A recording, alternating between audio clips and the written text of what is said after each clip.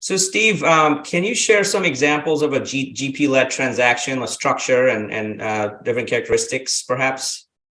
Yes. So for every opportunity we get to talk to a GP about what options are available in the secondary market, we always want to be careful to understand what their objectives are and not to force a cookie cutter transaction structure on any GP. There are certainly some structures that have gained a tremendous amount of momentum. Think about your typical continuation vehicle transaction. We could talk about what that is, but those are extremely popular right now, but they're not the right solution for every GP.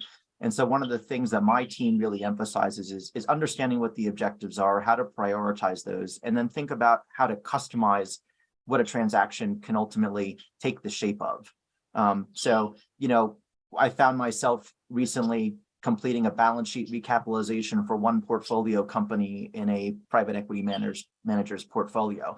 And by recapitalizing the entire balance sheet, both from an equity perspective and a debt perspective, we were able to position that company to execute on a number of add-on acquisitions over the coming years. And not just from the typical equity investor that you think of in a secondary transaction, but also by simultaneously allowing that portfolio company management team to expand on their banking relationships, their traditional banking relationships, and expand their debt syndicate so that they now have the opportunity to use debt capital as well as equity for future acquisitions. And that having both of those types of or both sides of the balance sheet effectively reset, that gives them a lot more flexibility in terms of the acquisitions they can take on in the future. So that's kind of how we like to think about a GP-led transaction.